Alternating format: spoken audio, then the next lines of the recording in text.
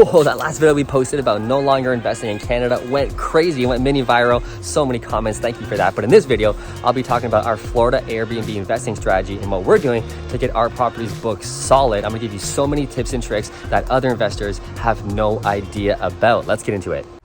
All right, so the first thing you need to know is that down here, the real estate investors absolutely suck. Now, this is the case everywhere. You're always gonna find like 90% of anybody doing anything aren't really gonna be, obsessed and really good at it. It's always that top 10% or even the top 1%. But down here in Florida especially, I feel like a lot of investors are very, very spoiled in the fact that people just come down here no matter what. So you literally have like piece of crap houses renting that look like grandma's house. Like last year when we rented a house here in Naples before we bought this house actually for us, we stayed in literally like grandma's 1970 house and it was still $800 Canadian at night in prime time season to stay in this piece of crap house. Now, I don't know if that would work this year with what's going on. It probably would still, but what I'm saying is that investors down here are absolutely spoiled in the fact that people come to Florida no matter what, and they're gonna rent anything because there's not really enough, Airbnb housing, which is really where the trend is going, for me personally, and the whole like millennial generation. We don't really wanna stay in like hotels. That's more of like a boomer thing, that's what they did. We wanna stay in houses with that functional kitchen so we can make our millennial coffees and all of our crap like that, and the hotels just don't provide that. So the whole trend of going to Airbnbs is really picking up. So there's really not enough housing down here at all, and the majority of the houses just absolutely suck. So if you are a really good real estate investor and you know how to renovate and stage, which is what we're gonna talk about in this video, you're gonna absolutely murder down here. Now, the second thing you need to know about our Florida Airbnb strategy is location. Location is always true for real estate investing, but I feel like it's extra true for Airbnb. So we're specializing in Southwest Florida. I'm not gonna tell you exactly where or what cities we're investing in on this video because that's more of a partnership thing. We're telling our partners, obviously, all the inside details. So if you wanna figure out more of that, hit me up later after this video or on Instagram, but only they get to know specifically where we're investing. But I'll tell you publicly here, we're specializing in Southwest Florida. Why? Last year, we traveled to the east side, so we stayed in Miami, Fort Lauderdale area for a month. We stayed in the Florida Keys for a month, and then we stayed here at Southwest Florida for a month. Ultimately, we decided to live and specialize here for Airbnbs because Southwest Florida, or the west side of Florida, is very relaxed, it's calm, it's more family oriented.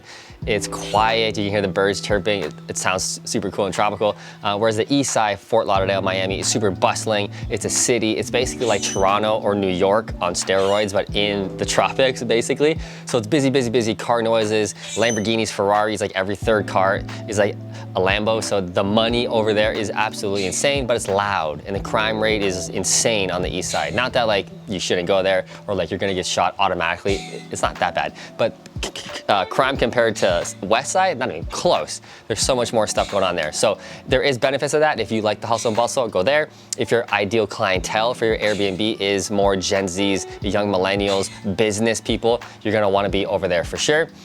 Next up, we stayed in the Florida Keys. Absolutely hated it, which is hilarious because our whole vibe is, fruitful, tropical. Hawaii is like our favorite place on earth. We travel to so many tropical places. So we thought going down, Florida Keys was definitely gonna be like the Hawaii of Florida. Not even close. It was absolutely terrible. I hated it. It was very barren, yellow, no amenities, surprisingly. But hey, if you like boating and fishing, that is definitely the place to go. We're not really into that, so it was just a kind of boring month. Then we came up to the west side, like I said, very family-oriented, suburban, palm trees, quiet. You'll also find on the southwest, on the west side, it's very more Republican, more conservative. So that doesn't mean anything for like investing, but just letting you know, that's just how it is here. It's quiet, peaceful, So we decided to ultimately specialize here. For our specific houses, we're ideally looking to be, within a 20-25 minute drive to the ocean or to the beach, specifically here in Naples where I'm sitting. This is our winter home, but also Airbnb the rest of the year. We're a 3-5 minute bike ride from the ocean. Absolutely freaking incredible. This location that I'm in Naples, I'm not gonna say again on the video, but absolute friggin' gold. So if anybody wants to partner with us and you want to be in Naples, like this, the place we're in is just absolute money maker. Like I said in the last video, we made $25,000 in January alone on the Airbnb rental on this place. So Naples is where it's at. Why? Naples is where the money is. This is the richest city per capita in all of America. So this is all rich people that come here. So the money's absolutely insane. You can make a lot of money, but the houses are also very, very expensive. This house I'm staying in is, we bought it for 1.26 million last year, and we still put in 150K in renovations and staging. The same houses we're buying in the other cities, in Southwest Florida, the same exact house I can get for 350, 400 in the other cities. Same thing, 4-bed, 2-bath, pool, crazy. So that's kind of what we're specializing in and what we're looking for location-wise for our properties. Number 3, the must-haves that we want for our properties are 3 bedrooms, absolute minimum. 3 bedrooms can do really, really well here in Southwest Florida, but we're ideally looking for 4 bedrooms. That's like the gold standard. This house is a 4-bedroom, which is why it's just absolutely killing on Airbnb, because when you have a 4-bed, you can immediately have 2 couples stay with kids. So like the 3-bed is okay. You can have 2 families, kind of make it work, right? But if you have 4 bedrooms, mom and dad in one room, the kids in the other room, the other mom and dad in one room, the kids in the other room, right? So the 4 bedrooms is absolutely key, because we're charging such a premium for this house, 25 grand a month, that's very, very expensive, but split between 2, upper middle class or wealthy families, hey, 12,500 isn't really that much for a killer place with a pool. Next up, the house obviously must have air conditioning. It is so friggin' hot here. It's insane. I didn't realize how hot South Florida is. I thought it was like, oh yeah, Cuba kind of thing, 22 degrees, 23 degrees in January, February. No, it's way friggin' hotter, especially the west side. The west side is way hotter than the east side because you get like all the Gulf of Mexico heat, I guess, just comes here. So it's like 27 to 30 degrees in January. So like this place is friggin' amazing. So you must have an AC. The next must-haves in your properties, apparently, according to my property manager, are lots of TVs. Apparently Americans really love their TVs, just like we do in Canada, I guess. But he said you want to have TVs everywhere, every bedroom, the living room, which for us personally, we didn't put TVs in the bedrooms because we don't really agree with that. But also the vibe we're going for, like the whole theme of our properties is a Zen, calm retreat. Come here, you got the Vitamix blender, you got the Omega juicer, you got the gym in the garage. Like this is a place to detox and relax. So we only put TV in the living room, and we got a TV out here in this gazebo area, which is super cool. Still doing very well, but apparently you really, really want a lot of TVs. Just a little point there. The next must have is super, super nice furniture. So this is a mistake that like 99% of Airbnb investors make, is they just furnish a house as cheaply as possible. They go to IKEA or whatever friggin' store that they can get their hands on, and they get like a $30 couch. I'm over exaggerating, but maybe not. But they're getting the cheapest bed mattresses. So you can do that. You can still make a ton of money. I know a lot of investors personally that do that strategy, where they just do a light renovation, a light furnishing budget, and they're still killing it. But for us, again, we're thinking more long-term. We're thinking more like hospitality business. We're putting in great quality furniture, and it's really showing in the reviews on our property. So for example, all the beds are Tempur-Pedic mattresses, all of them. So whereas a normal investor would spend, I don't know, 2-3 grand outfitting 4-bedroom house, we spent like 12,000 because every freaking mattress is like 3,000 bucks. So we're putting the extra money in, and it's showing in the reviews. People are saying in the reviews like, this is the most comfortable bed I've ever stayed in.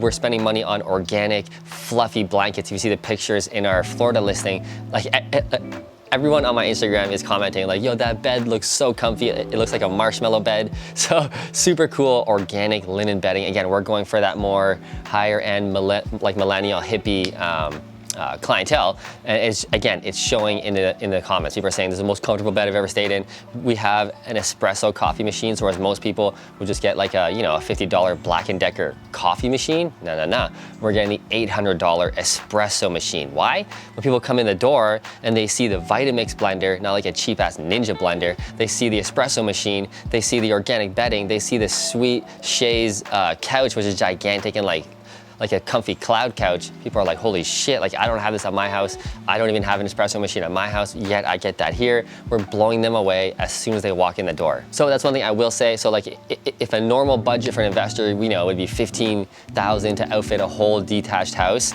we're spending, we spent like 50,000 USD. So it's just that little more investment. It sounds like a lot, but honestly, the amount of more cash flow you can get, because all of our ratings are 5 stars, every single one of them, which is gonna lead to more business, more bookings down the road. So it is a great strategy to spend a little more. You don't have to go crazy as we do, although I believe you should, but just spending that extra $30,000 on a detached house, man, it's not that hard. Raise $30,000 more from your partners.